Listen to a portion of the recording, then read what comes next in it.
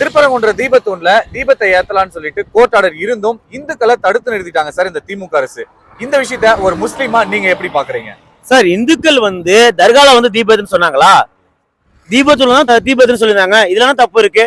இந்த பிரச்சனையை சால்வ் பண்ணதான் நீதியரசர் ஜி.ஆர். சுவாமிநாதன் அவர்கள் களத்துல டைரக்டா ஆய்வு செய்த பிறகு அது தீபத்தூண் தான், தீபம் ஏத்தலான்னு ஆர்டர் பாஸ் பண்ணாரு. இதுல சார் தப்பு இருக்கு.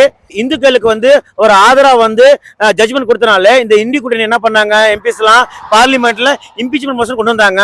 சார் இம்பீச்மெண்ட் மோஷன் மூலமா ஒரு ஜட்ஜை பதவி நீக்க செய்யணும்னா ஸ்பெஷல் 2/3 மெஜாரிட்டி ஓட்டு வேணும் சார். இவங்களுக்கு இருக்கா? கண்டிப்பா முடியாது சார். வாய்ப்பு இல்ல ராஜா. அதுக்கெல்லாம் இந்துக்களுக்கு எதிராக ஒரு சில தீர்ப்பு வந்திருக்கு.